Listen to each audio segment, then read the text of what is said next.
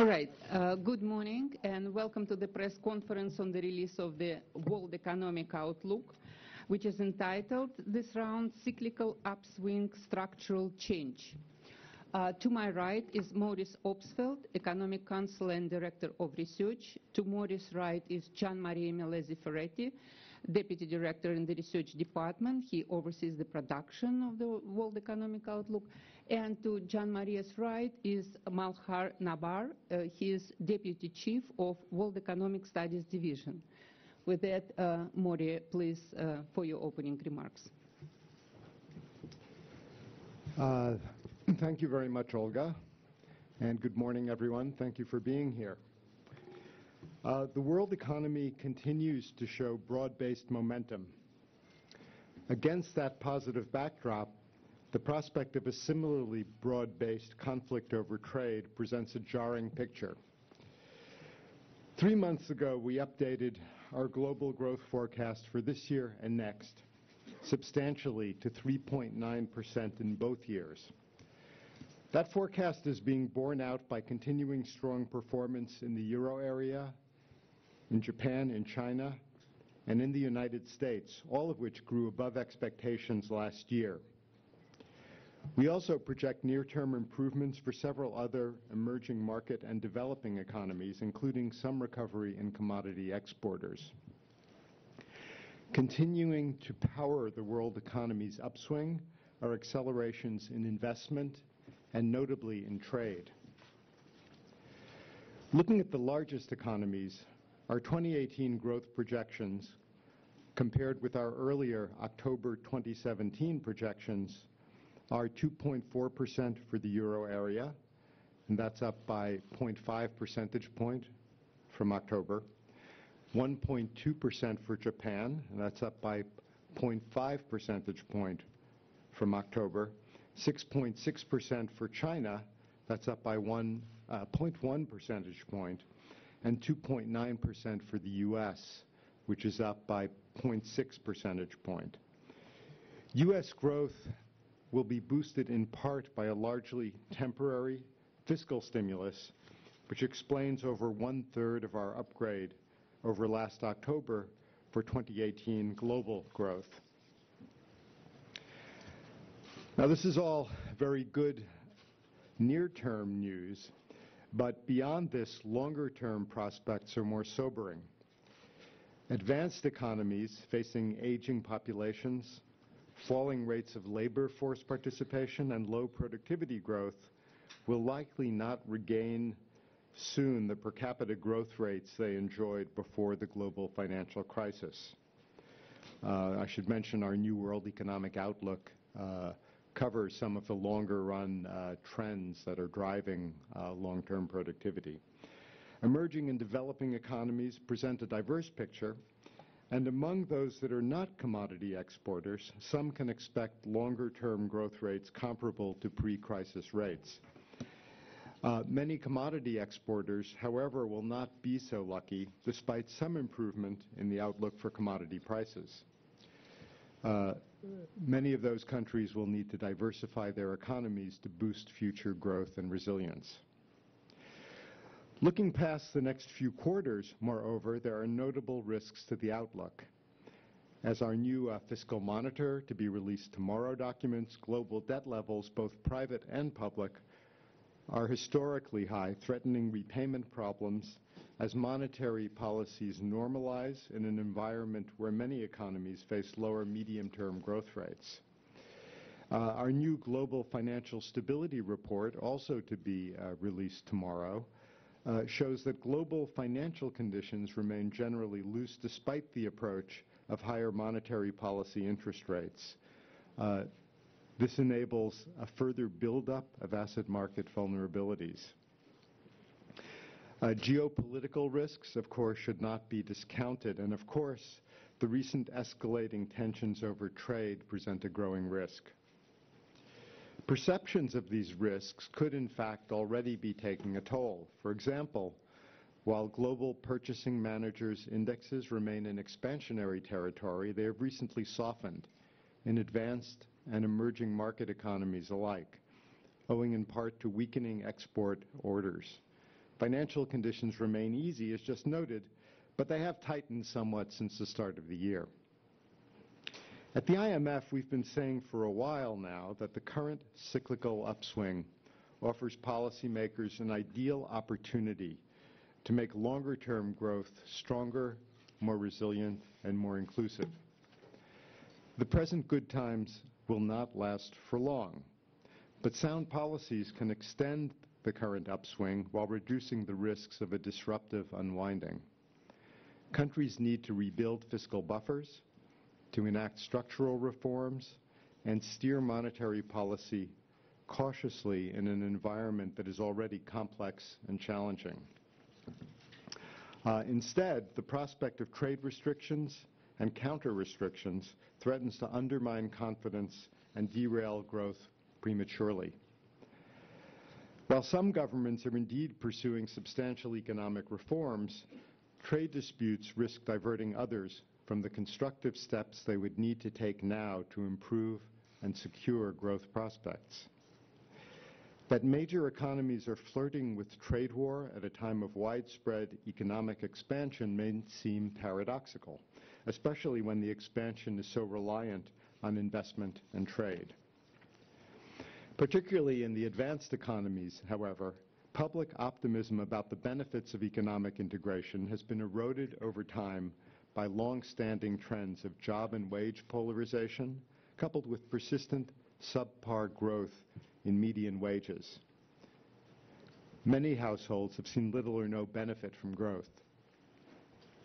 Now, these trends, in our view, are more due to technology than to trade, and even in countries where trade backlash is not so prominent, public skepticism about policymakers' ability to generate robust and inclusive growth has spread. Voters' disillusionment raises the threat of political developments that could destabilize a range of economic policies in the future, reaching beyond trade policy. Governments need to rise to the challenge of strengthening growth, spreading its benefits more widely, broadening economic opportunity through investments in people, and increasing workers' sense of security in the face of impending technological changes that could radically transform the nature of work. Fights over trade just distract from this vital agenda rather than advancing it. The recent intensification of trade tensions started in early March with the United States' announcement of its intent to levy steel and aluminum tariffs for national security reasons. The announcement is fed into several bilateral negotiations aimed at reducing U.S. trade deficits with individual trade partners. These initiatives will do little, however, to change the multilateral or overall U.S. external current account deficit, which owes primarily to a level of U.S. spending that continues to exceed total U.S. income. Recent U.S. fiscal measures will actually widen the country's current account deficit. Compared with our October 2017 projection, which preceded the recent U.S. tax and spending changes, we now expect the U.S. current account deficit for 2019 to be roughly $150 billion higher.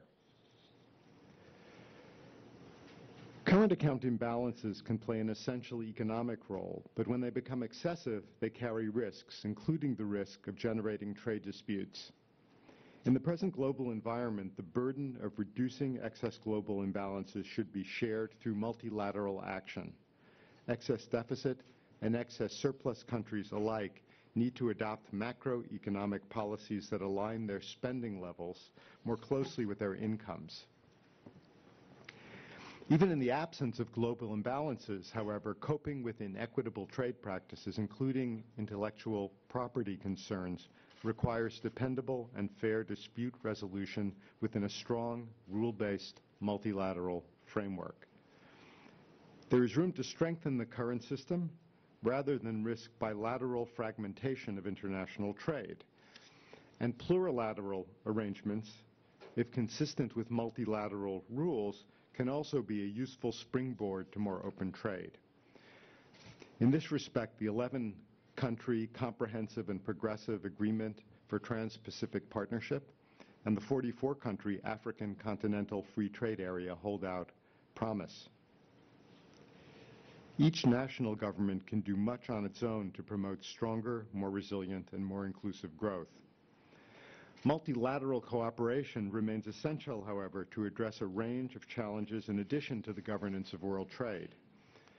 These other challenges include climate change, infectious diseases, cybersecurity, corporate taxation, and control of corruption, among others. Global interdependence will only continue to grow, and unless countries face it in a spirit of collaboration, not conflict, the world economy cannot prosper. With that, we invite your questions. Thank you, Mari. And first question, gentleman in the fourth row. Yes. Mm-hmm.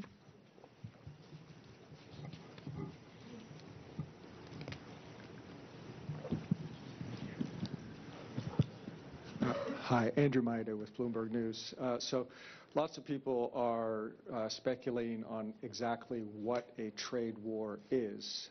Can you give us what the fund's definition is of that? How close are we to that, and what would the impact be? Thank you, Andrew. I'm not sure anyone has a formal definition of trade war. It's certainly the case that shots have been fired and negotiations are going on a largely bilateral basis.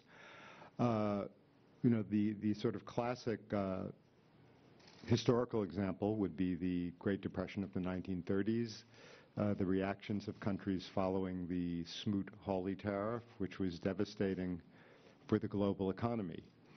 You know, at this point, although some warning shots have been fired, it's more of a phony war, to use the example of the period before large-scale hostilities broke out in World War II. The Germans called this Sitzkrieg. And there's still room for countries, I think, to engage in a more multilateral set of discussions to take advantage of the set of dispute resolution mechanisms that are in place to avoid an intensification. But again, no formal definition. I think if we get into a cycle of very widespread actions and counteractions, you know, we would begin to see significant economic effects, and that would be, whether you call it trade war or not, would be very worrisome. Mm-hmm. Yes, a second question, please. Gentleman in the second row. Yeah. Yes, Larry Elliott of The Guardian. You mentioned in your introduction the fact that there were global imbalances. The fund has been talking about global imbalances for a long time and the need for both parties, both debtor and creditor countries, to take action. But if you are, say, President Trump, you see absolutely no action from the creditor nations like Germany or China to actually reduce their surpluses. So what action do you think should be taken? What policies should be followed by those countries to actually see those imbalances reduced? Yeah, well, we carry out an annual external sector review which looks at countries' imbalances and tries to determine whether they are excessive, either in the negative deficit direction or the positive surplus direction. And you know, in cases of deficit and surplus countries alike, we recommend policy actions that would close up those gaps. Looking at a country like Germany, for example, we would say that there's more room for productive infrastructure investment, more productive private investment, which would lead to a reduction of its very large current account surplus. You know, for the U.S., we view it as a country that should be worrying more about the sustainability of public finances and taking actions that would reduce its current account deficit. So there's certainly scope to make progress in these areas in ways that we feel would actually be beneficial to the individual countries and to the global community. Thank you. And Chris, please, this third row before last one. Yes.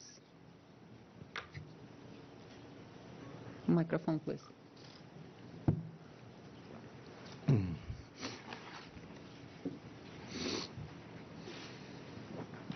Chris Giles from the Financial Times.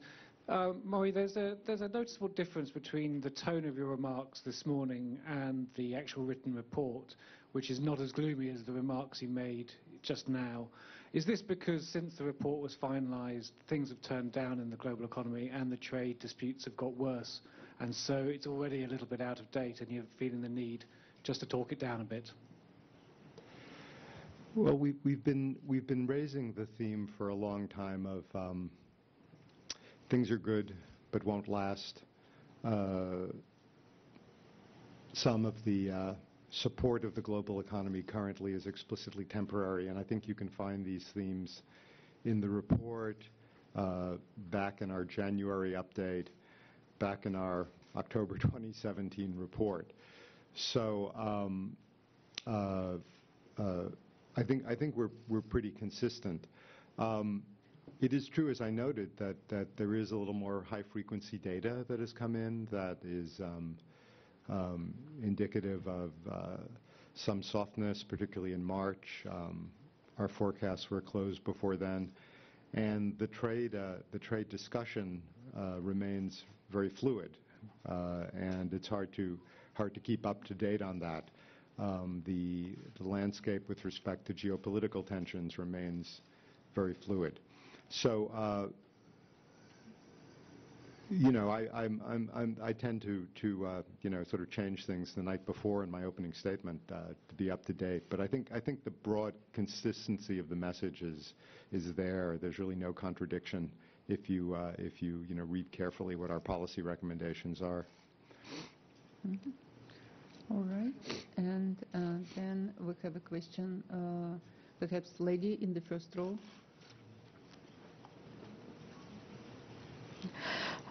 Leonor Flores, El Universal. My question is in Spanish.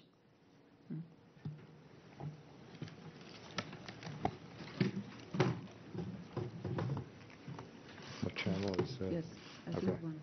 Good. Okay. What is the outlook for the emerging economies? The outlook for emerging economies in Latin America, and Mexico is also in the midst of a trade war in terms of the renegotiation of the NAFTA agreement.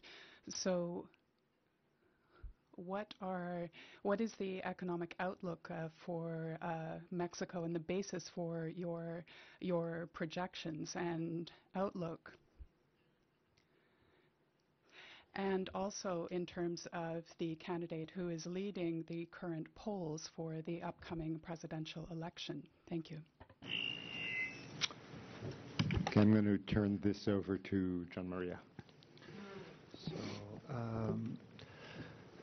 las perspectivas para the outlook for Latin America is a growth rate that is continually improving, but it is somewhat low. One of the reasons for this is the situation, the very critical situation in Venezuela, a country that is not that large, but the contraction in GDP has been significant. Also for commodity exporters, they have encountered some difficulties owing to the lower prices for commodities. These prices are increasing. This does help the situation for some exporting nations.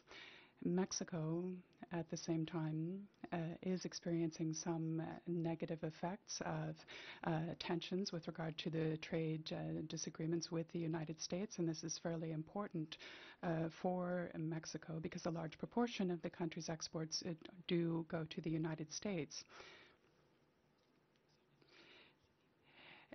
We do see a positive effect of tax reform in the United States, which will reflect positively on Mexico.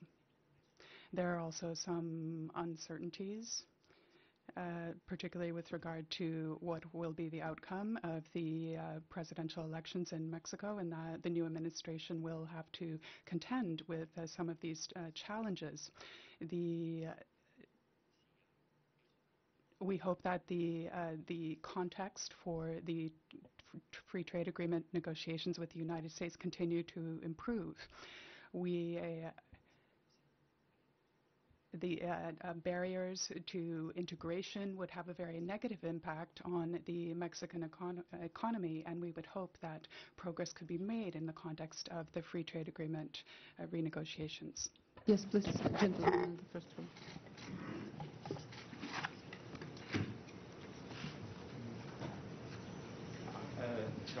Candidate. I want to ask whether you think Trump's American first policy, everything from this tariff threat imposition or threat to cancel NAFTA as a trade deal, a major source of uncertainty in your forecast.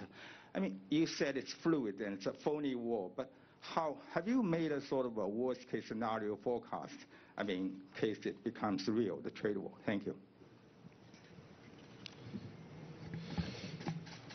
Yeah, I mean, we some time ago in October 2016 did some simulations of what the impact on global output of a far-reaching trade war would be, basically involving across the board 10% tariffs, and that was fairly substantial. So we certainly, have considered those scenarios. We don't regard those as being the most likely scenarios, in fact, and they are not in our baseline. There's, of course, the possibility that uncertainty itself could be a damper on investment, and a particular risk would be that, asset markets react negatively to bad news on trade, and that could have significant knock-on effects. And I suspect that if you keep poking at the economic expansion, it could turn around and bite you. So, it's very important that countries proceed on a more collaborative basis to solve trade problems. There's certainly room to strengthen the multilateral trading system in several dimensions. It has been a significant support for world growth in the entire post-war period. And in fact, trade has allowed significant growth not only in the advanced economies, but also convergence in emerging and low-income economies, with incredible advances in eradication of poverty and increasing a number of metrics of human welfare. So our strong message at this meeting is there's a multilateral system. Let's use it. Let's proceed in a collaborative way rather than in a conflictual way, because that will ultimately be in everyone's interests. There's not going to be any winners coming out of a trade war. Mm-hmm. Thank you. Lady in the first row, please. Thank you. I'm from Tunisia, newspaper El Maghreb. My question is in French. Alors, how do you assess the current economic situation in general in Tunisia in comparison to other countries in the region? And what are the negative aspects that could prevent or hinder growth in Tunisia? Thank you. Jamia, Tunisia? Yeah. It's a difficult period for some countries in the region. I mean, differentiation across them. Some with more, like Algeria, with more reliant on energy exports. Others, like Tunisia, that have to undertake external adjustment and are in, also facing some extent of political uncertainty. So prospects overall subdued, with a positive effect that comes from the improvement in growth prospects in the euro area and in Europe more generally, which bodes well for its export prospects.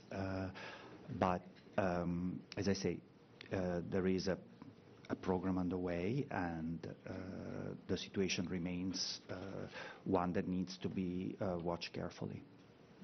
Thank you. And a question from the gentleman in the second row, red shirt.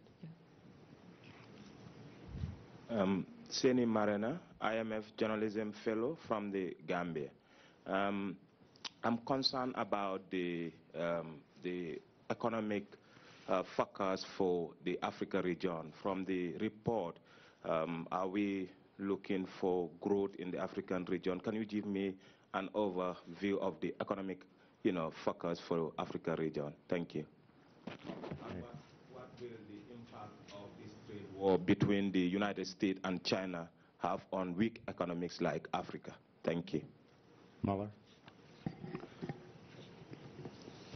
So the region, of course, has a number of different economies with different circumstances, oil exporters, other commodity exporters, and more diversified economies. And so individual country prospects differ based on production structures.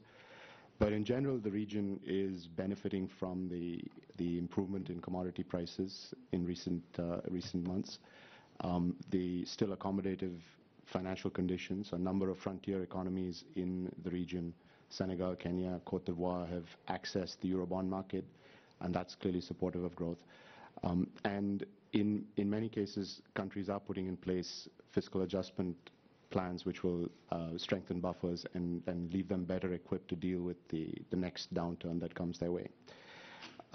However, looking beyond the near term, there are some big challenges that the region faces. Primarily for the commodity exporters, the oil exporters, there's a need to diversify away from the dependence on resource extraction to other sectors.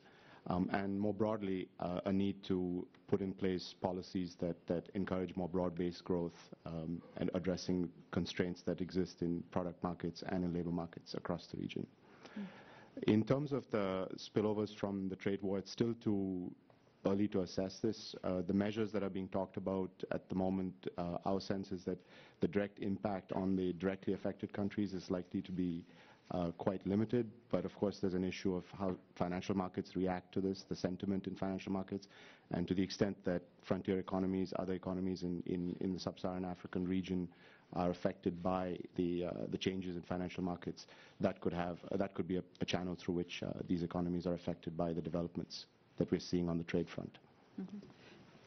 And a quick follow-up, also welcoming our online audience to stay for a second on the region. Question from Clemens Machado, Zimbabwe, the Financial Express. Do you see Zimbabwe's economy growing above sub-Saharan averages this year? Malhar, if you have anything to add. Sure. Zimbabwe has been through a difficult period and is obviously undergoing a political transition right now. For this year, we see growth slightly below the sub-Saharan African average, but it's projected to pick up next year. All right, and then to stay for a second with our online audience, question on Russia. According to WIO, Russian economy is expected to soften to 1.5% over the medium term as sanctions weigh on activity. Do the sanctions and counter-sanctions affect other countries, and in what way? That's from Anton Chudakov, TASS News Agency. Yeah, let me take that. I think it's too early to evaluate the effect of the sanctions. We've certainly seen reactions in asset markets, the exchange rate, the stock markets in Russia. Should the sanctions have a noticeable impact on Russian growth, that would obviously spill over to Russian trading partners, particularly the CIS countries. But as I said, it's too early to really evaluate the effects. Thank you. And Next question from the gentleman in the third row.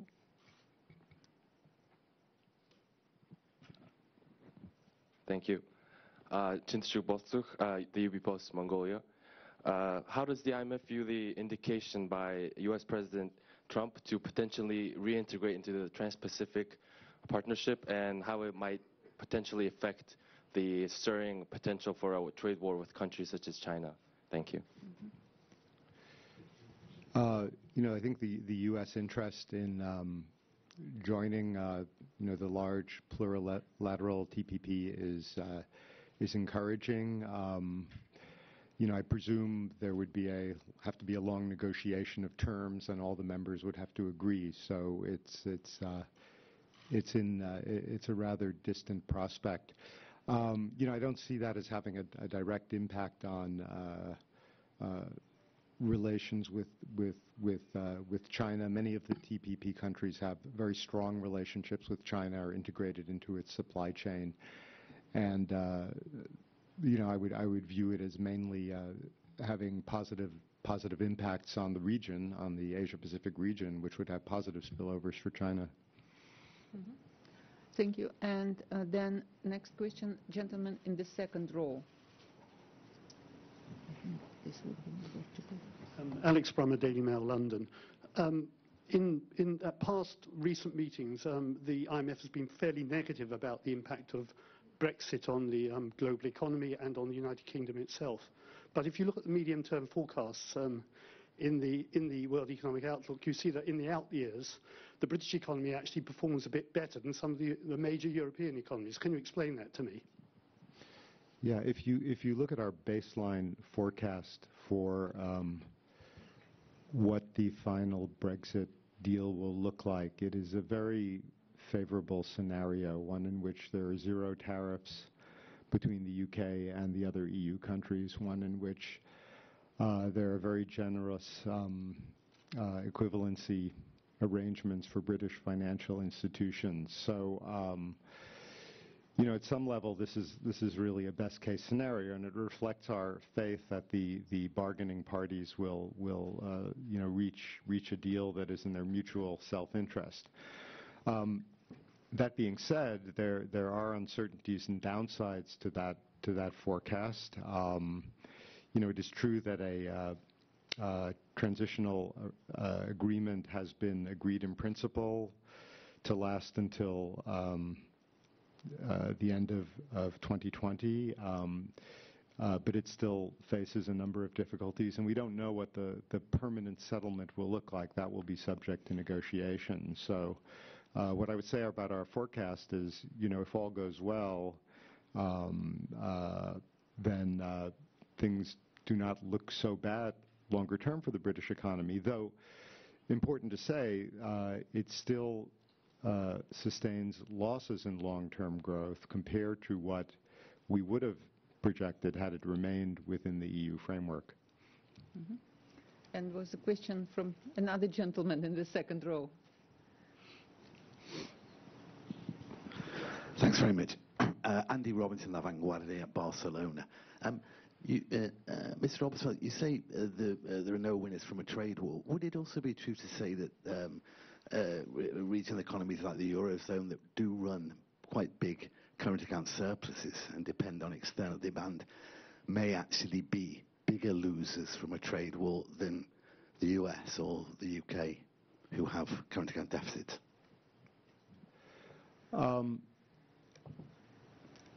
In terms of I wouldn't put it so much on the current account side, but I would say that certainly more open economies have a lot more to lose. Those that are more integrated into global supply chains. So overall current account deficit or surplus may be a factor, but mostly it's openness to trade and dependence on trade that is the main issue. All right, thank you. And a lady in the fourth row, I think it's fourth, yes.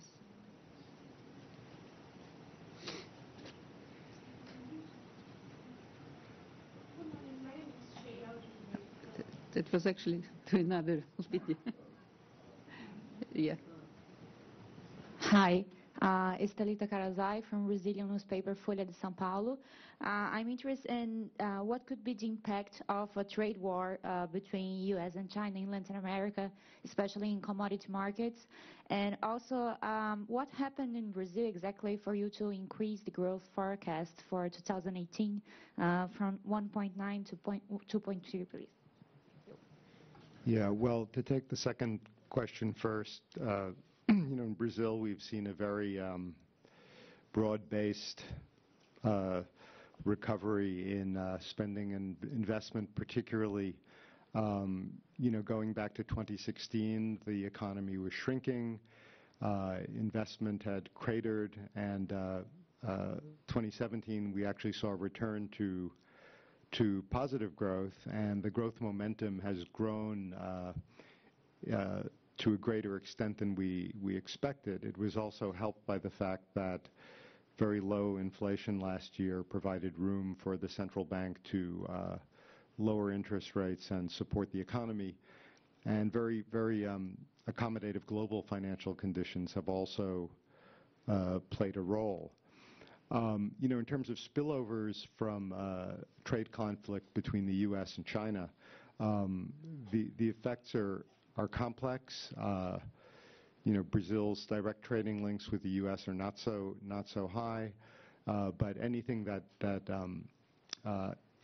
negatively affects the global trading environment would have some effect on Brazil, and there could be complex effects from commodity price developments. For example, if China follows through with its threat to place tariffs on U.S. soy, Brazil is a major exporter, that could benefit Brazil.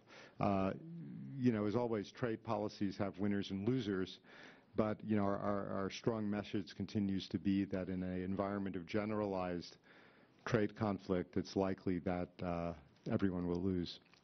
Mm-hmm. All right, and next question, lady in the first row. Thank you. I'm with China's Taixing Media. I just would like to seek your comment on the recent institutional reforms of Chinese financial institutions and also the openness measures which are put forward by the new PBOC Governor Yi Gang. Thank you. Yeah, let me say first that we, take this opportunity to congratulate Yi Gang on his appointment. He's a very respected internationally figure. We've worked with him closely in the past, and we look forward to working with him in the future. On China's financial system, I will leave most of the detail to tomorrow's global financial stability briefing. But I would say that the leadership has recognized some of the imbalances in financial markets, some of the worries about excessive leverage and credit growth, and have been moving forward to improve the oversight system, to rein in credit growth, to make the quality of growth higher and more stable. And we welcome those measures. We carried out a very detailed financial sector assessment last year, and our understanding is that the authorities have been very, very receptive to our recommendations, so that's all very good news. There are also some plans afoot to further open China's financial sector to foreign investment. We think that's very positive, not only from the standpoint of increasing competition, but from the standpoint of opening the economy more generally to international trade, which is something that we think would go far to improve the efficiency of the global trading system and to diffuse some of the current trade tensions. Thank you, Murray. And turning again to our online audience, I would like to add just acknowledge questions from the Araban News channel, Mohammed Said Resk. But this is question on digital currencies, pros and cons, and we also, as Murray said, leave it for tomorrow's briefing on the Global Financial Stability Report. And another question is, please, lady in the second row.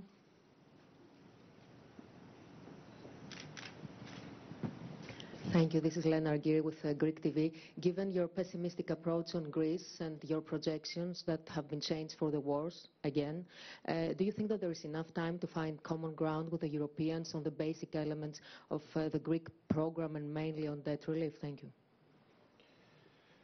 Yeah, I mean, our consistent view has been that there is a need for debt relief, that has to be part of the package, and we are working on that. We do think that with the appropriate structural policies, with debt relief, the prospects for Greece can be positive going forward, and our hope is to reach that agreement soon. Mm-hmm. And next question, gentleman in the third row from the back. Yes, in the aisle.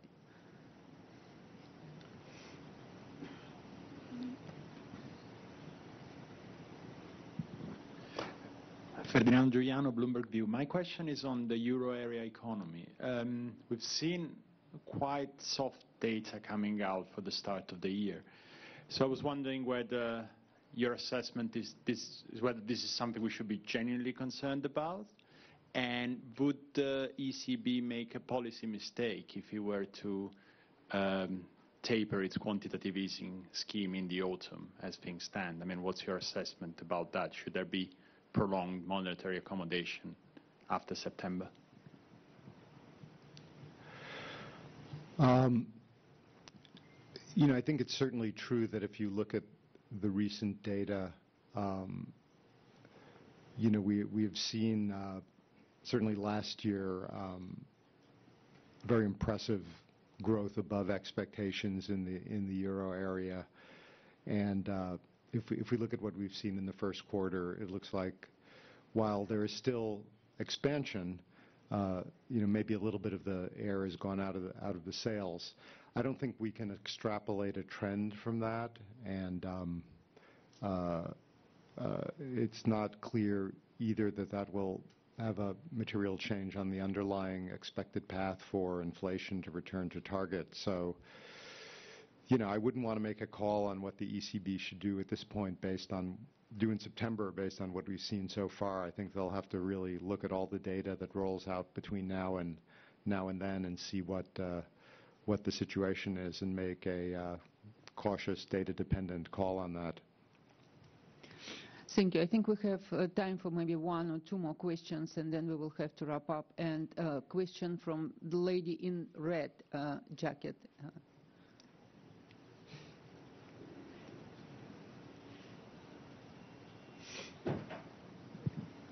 Thank you. Giovanna Bersacci from CNBC. Actually tying into the question from my predecessor.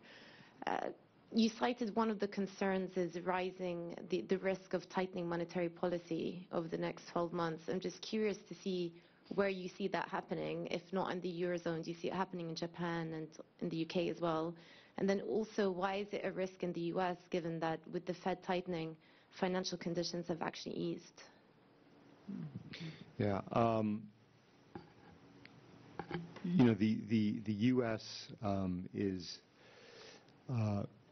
carrying out a significant fiscal expansion from a position of full employment, and so that is, according to our projections, likely to drive the overall unemployment rate down below 3.5%. That's a very low level. I mean, it's something we haven't seen in the U.S. in about 50 years. So we don't have a good sense of what inflation dynamics would look like, at this point, if unemployment were to fall to that level. And there's a chance that inflation could rise markedly, causing a greater than expected hike in U.S. interest rates. So we do view that as a risk because, traditionally, sharp increases in U.S. rates have had knock-on effects, for example, on capital flows to emerging markets. We also have a situation, I'll reiterate, this will be set out in tomorrow's Fiscal Monitor press briefing, where debts throughout the world are very high, and a lot of debts are denominated in dollars. And if dollar funding costs rise, this could be a strain on countries, sovereigns, financial institutions. So, this is a primary area where we worry about financial conditions tightening abruptly. Mm-hmm. Thank you. And I think last question, gentleman in the yellow shirt, the third row. Good morning. My name is Andrew Laidley. I'm an IMF journalism fellow. I work in Jamaica with Business Access TV. Now, I just wanted to find out from you, because correspondent banking issues is still a major issue in the Caribbean, and we're still struggling in terms of our economy growing and stuff like that. So I wanted to know if it's something that the IMF is still monitoring, and how the IMF plans to help moving forward. Yeah, again, this is an area that we've been monitoring for a while, where we remain very concerned. Obviously, correspondent banking is important for a number of reasons, prime one being the ability to make remittances between countries. And it is an area where we, continue to discuss with authorities and financial regulators throughout the world. Now, that being said, I would defer this to the real experts from our Money and Capital Markets Department, who will be briefing you tomorrow morning. Right. Thank you, Maury. I think with this, we will conclude the press conference today. As Maury mentioned, tomorrow starts with two flagship releases, Global Financial Stability Report and Fiscal Monitor, where you can follow up with a number of questions that we raised today. We wish you a good day and enjoy the spring meetings. Thank you.